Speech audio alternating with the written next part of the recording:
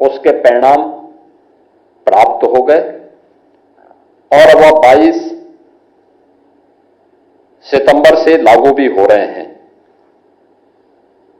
GST council ने अभी हाल ही में 3 सितंबर को जो अपनी 56वीं बैठक हुई है, उसमें इस पर पूरी चर्चा करने के उपरांत सर्वसम्मति से इसका अनुमोदन किया है और जो 22 सितंबर से शारदीय नवरात्रि के अवसर पर लागू हो रहा है। मुख्य रूप से यह अब तक के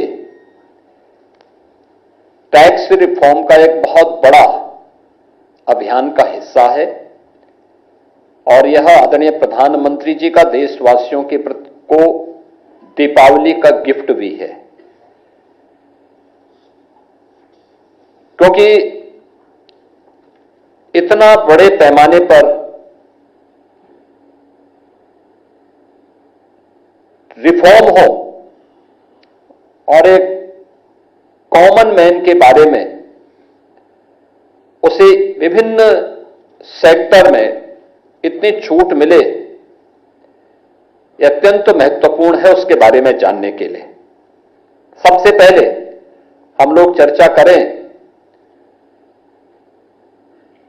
तो जब जुलाई 2017 में जीएसटी लागू हुआ था, जीएसटी के पहले जो अलग अलग टैक्सेस थे, सेस थे, न केवल उद्यमी और एक व्यापारी उसके कारण परेशान होता था, बल्कि आम उपभोक्ता पर भी और एक ईमानदार टैक्स पेयर पर भी इसका व्यापक प्रभाव पड़ता था। अनेक ऐसे क्षेत्र थे जिसमें वैट, सेल टैक्स और अन्य तमाम प्रकार के जो टैक्सेस थे, उनकी जो दर थी वह काफी बड़ी थी। अनेक प्रकार के सेस थे। कोई भी इंटीग्रेटेड फॉर्म टैक्स का नहीं था। जीएसटी ने इन सभी प्रकार के अलग अलग प्रकार के जो सेल टैक्स के थे, वैट के थे या फिर अलग अलग प्रकार के सेस थे, इन सबको इंटीग्रेशन करके और टैक्स रिफॉर्म के लिए जो समय क्रांतिकारी कदम उठाया था, वन नेशन वन टैक्स के आधार पर, परिणाम क्या था कि उस समय टैक्स को जितना सिंप्लीफाई किया गया था, उसका परिणाम था कि बड़े पैमाने पर जीएसटी का रजिस्ट्रेशन बढ़ा और रजिस्ट्रेशन बढ़ने के साथ ही बड़े पैमाने पर देश की जीडीपी में अप्रत्यक्ष कर का योगदान भी होता हुआ दिखाई दिया। 17 के बाद का सबसे बड़ा जो रिफॉर्म टैक्स के क्षेत्र में है, उसमें अगर आप देखेंगे तो जो टैक्स में जो रिफॉर्म सामने आया है, अब तक हम देखते थे कि 4 स्तरीय जो 4 लेयर की टैक्स की प्रणाली थी, 5%, 12%, 18% और 28%। इन 4 को अब कम करते हुए 2 श्रेणी टैक्स की रखी गई है, 5% को और 18% को। 12 और 28 के स्लैब को जीएसटी ने समाप्त कर दिया है। हां, कुछ सिन आइटम और लग्जरियस आइटम ऐसी हैं जिनमें 40% का जो जीएसटी है वह बना रहेगा।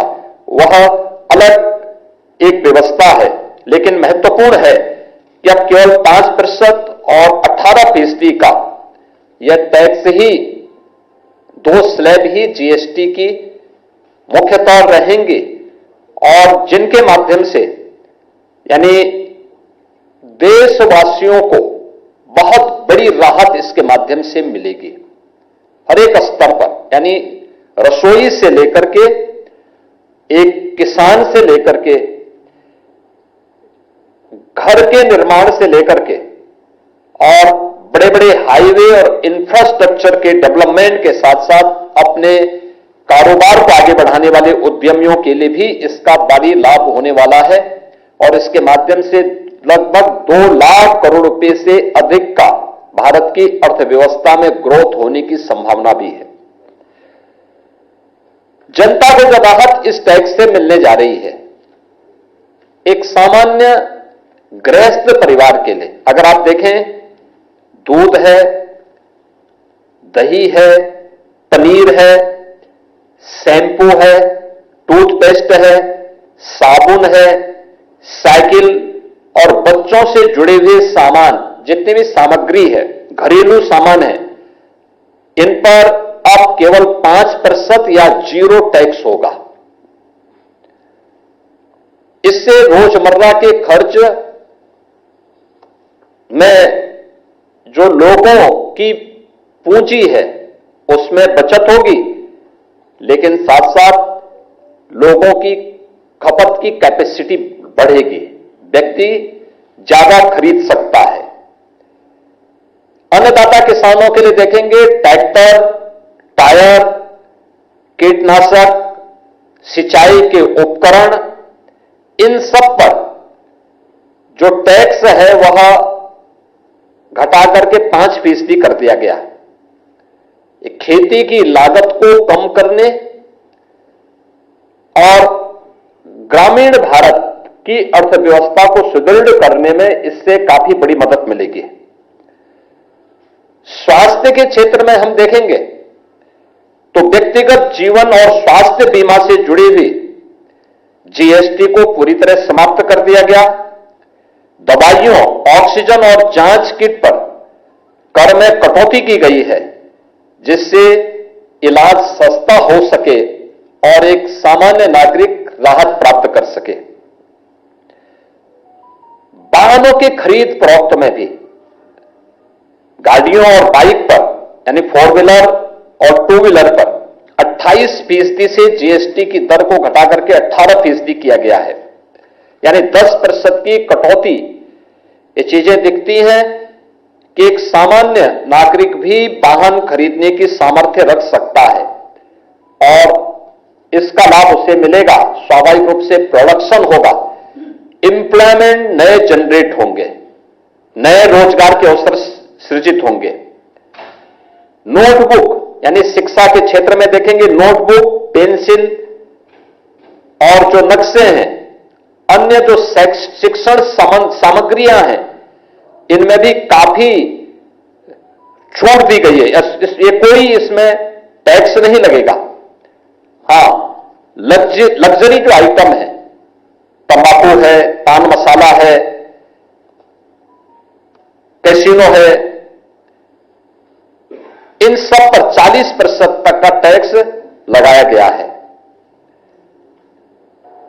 व्यापार में आसानी करने के लिए टैक्स रजिस्ट्रेशन के लिए उसको ऑटो मोड पर किया गया है, ऑटो अप्रूव करने की व्यवस्था दी गई है, उसे रिफंड करने की सुविधा भी उसमें दी गई है। रिस्क आधारित कंप्लायंस से जो भी अन्य सुविधाएं हो सकती हैं, श्रम सुधार यानी लेबर रिफॉर्म के लिए, अन्य चीजों के लिए भी काफी इसमें सुविधाएं इसके माध्यम से देने का प्रयास हुआ है। जीएसटी आने के पहले और जीएसटी आने के बाद भारत की अर्थव्यवस्था के बारे में जो मैं कह रहा था कि अकेले 2024-25 में देश ने 22,80,000 करोड़ का जीएसटी संग्रह किया है। अगर आप इसे 2017 के पहले देखेंगे, ये केवल 7 लाख करोड़ के आसपास हुआ करता था। अकेले इस वर्ष अप्रैल से अगस्त तक, यानी 5 महीनों में जीएसटी संग्रह 10 लाख करोड़ रुपए से अधिक का हुआ है, जो गत वर्ष के जीएसटी संग्रह करने से 10% अधिक है। 17 के पहले जीएसटी में जो उससे पहले टैक्सेस थे, सेल टैक्स, वैट या फिर सेस जो लोग देने वाले थे, उनका कुल संख्या थी 65 लाख और आज 25 में यह बढ़कर के हो गई है 1,51 लाख।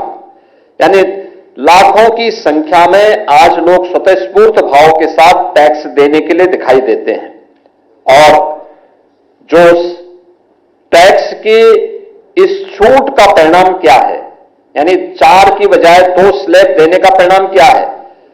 सामान्य घरेलू उपभोक्ता वस्तुओं की खपत बढ़ेगी, मार्केट में लोगों का विश्वास होगा, प्रोडक्शन ज्यादा होगा और इससे एम्प्लॉयमेंट को भी आगे बढ़ाने में मदद मिलेगी।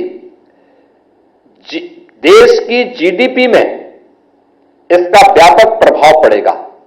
अनुमान है 0.2% से लेकर जो 0.3% तक की जीडीपी में इस रिफॉर्म के कारण बढ़ोतरी होने की संभावना रहेगी। यानी जीवन आसान तो व्यापार में भी आसान, और जब भी व्यापार में आसान होगा तो स्वाभाविक रूप से मार्केट में खुशहाली होगी और मार्केट की खुशहाली एम्प्लॉयमेंट को भी जनरेट करेगी, साथ साथ अर्थव्यवस्था को भी वह मजबूती प्रदान करेगी। हम लोग मुख्य रूप से इस बात को देखते हैं, जो मैंने पहले भी कहा, जीएसटी लागू होने के पहले 17 अलग अलग प्रकार के कर थे, 13 सेस थे। केंद्रीय उत्पाद शुल्क था, सेवा कर था, मूल्यवर्धित कर यानी वैट था, सीएसटी था, अन्य मनोरंजन कर थे और भी तमाम प्रकार के कर थे, प्रवेश कर थे और भी तमाम प्रकार के कर उसमें लागू होते थे। और कोई भी ऐसी व्यवस्था नहीं थी कि जो पूरे देश को एक कर के अधीन जोड़ करके व्यापारी के लिए भी और एक आम उपभोक्ता के लिए भी आसान कर सके। जीएसटी ने पूरे देश को वन नेशन वन टैक्स के आधार पर, आप देखते होंगे आज माल की आवाजाही आसानी से देश के एक कोने से दूसरे कोने पर आसानी से हो सकती है। लॉजिस्टिक और अधिक और कुशल ढंग से हम लोग लागत को कम करके पहुंचा सकते हैं। बार बार टैक्स नहीं लगता, जीएसटी में वन टाइम टैक्स है, एक बार टैक्स लगेगा, बार बार नहीं लगेगा। और अगर कोई व्यक्ति किससे 2 बार लिया गया है तो रिफंड भी उतनी जल्दी हो रहा है। यह आजादी के बाद में जीएसटी टैक्स रिफॉर्म के क्षेत्र में यह फेडरल स्ट्रक्चर का एक बेहतरीन मॉडल है।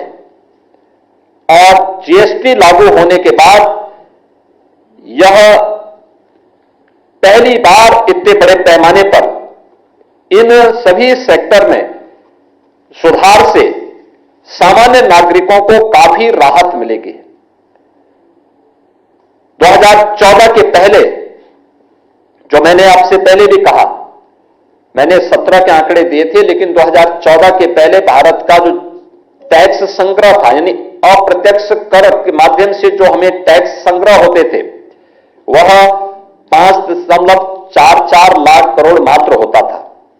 और अब यह बढ़कर के 24-25 में बढ़कर के 22,80,000 करोड़ तक पहुंचा है। यानी इतने बड़े पैमाने पर 305% की इसमें ऐतिहासिक वृद्धि हुई है। परिणाम क्या है?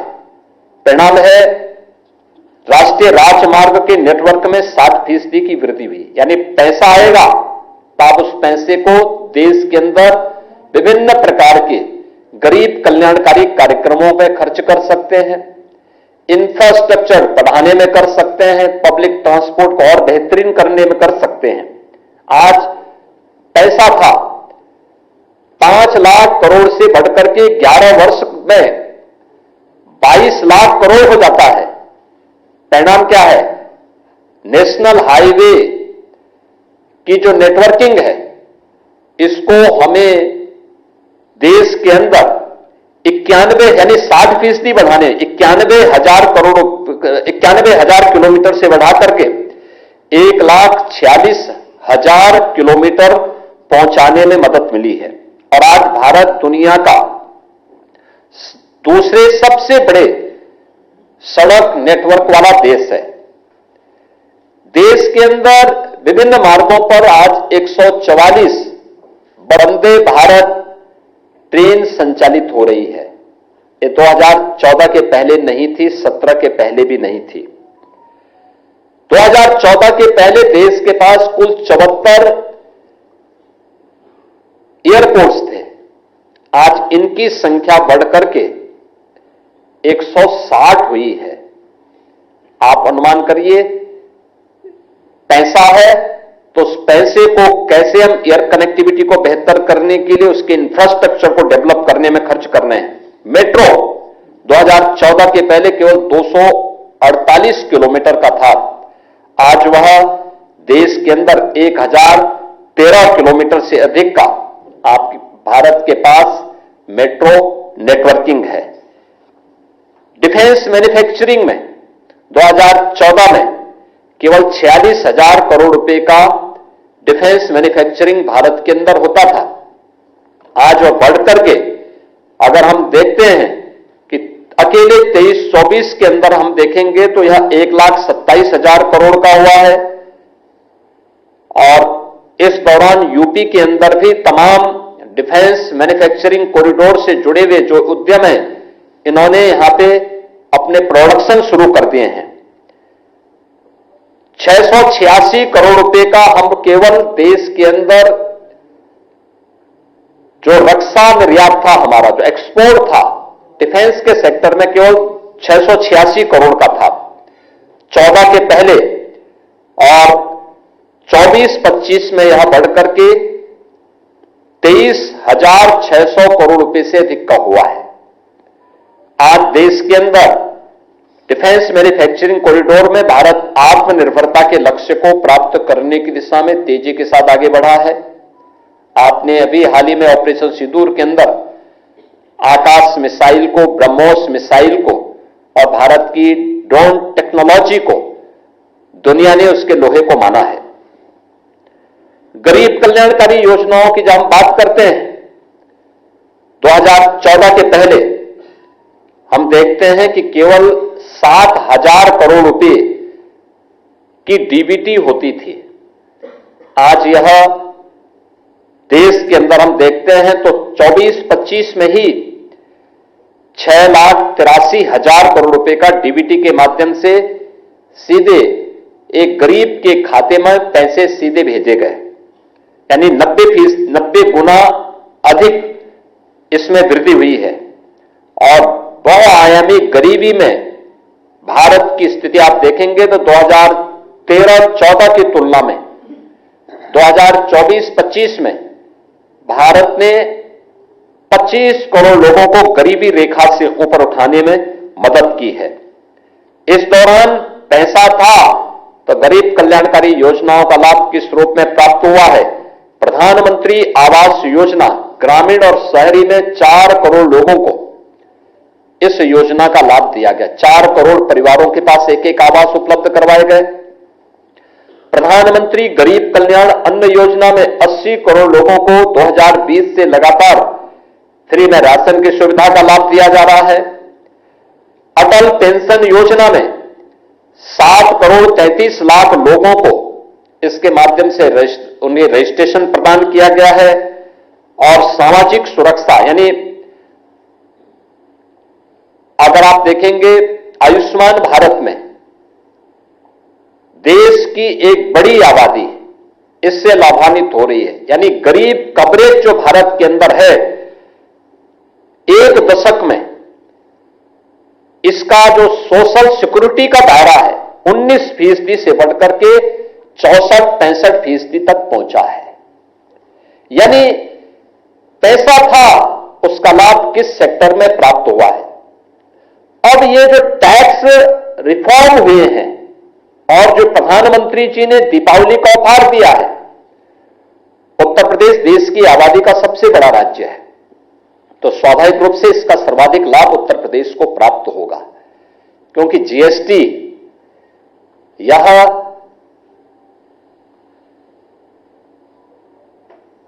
उपभोक्ता टैक्स है। देश का सबसे बड़ा उपभोक्ता बाजार भी उत्तर प्रदेश है। मुझे याद है उत्तर प्रदेश के अंदर हमारा सेल टैक्स, वैट और सेस आदि को मिलाकर के हमें केवल 49,000 करोड़ रुपए प्राप्त होते थे 2017 तक। आज अगर हम गत वर्ष देखेंगे तो हमें 1,15,000 करोड़ रुपए का जीएसटी अकेले स्टेट ने प्राप्त किया है। भारत का शेयर नहीं, भारत सरकार का जो शेयर हमें मिलता वो अलग है। ये केवल स्टेट जीएसटी ने ये पैसा इतना यूपी के अंदर तैयार किया है। टैक्स रिफॉर्म का परिणाम क्या होता है? एक्साइज में उत्तर प्रदेश ने 12,000 करोड़ से बढ़कर के 55,000 करोड़ रुपए तक अपने को पहुंचाया है। इतना कलेक्ट कर रहा है उत्तर प्रदेश आज के दिन पे। हर एक उसमें हम लोगों ने इसका लाभ प्राप्त किया है। परिणाम क्या है? पैसा था तो उत्तर प्रदेश की अर्थव्यवस्था अच्छी हुई। उत्तर प्रदेश में इंफ्रास्ट्रक्चर 1.5 एक्सप्रेसवे से 7 एक्सप्रेसवे हम बनाने में सफल हुए। 6 पे यहां कार्य चल रहा है। हम लोग जब आए थे, एक भी सिटी में मेट्रो का संचालन नहीं होता था। आज 6 सिटी में यूपी के अंदर मेट्रो का संचालन हो रहा है। 17 के पहले उत्तर प्रदेश के अंदर 2 एयरपोर्ट क्रियाशील थे, 2 आंशिक थे। आज 16 एयरपोर्ट उत्तर प्रदेश के अंदर संचालित हैं और देश का सबसे बड़ा एयरपोर्ट हम लोग बना रहे हैं गौतम बुद्ध नगर जनपद में। इस वर्ष के अंत में उसको भी हम संचालित करने जा रहे हैं। 2017 के पहले नेशनल हाईवे नेटवर्क में उत्तर प्रदेश बहुत पीछे था। आज देश के अंदर 16 यानी उत्तर प्रदेश के पास नेशनल हाईवे का जो सबसे बेहतरीन नेटवर्क है उत्तर प्रदेश के पास है। एक्सप्रेसवे देश के अंदर हम बहुत पीछे थे। आज उत्तर प्रदेश देश गंगा एक्सप्रेसवे के बनने के साथ ही देश के 60%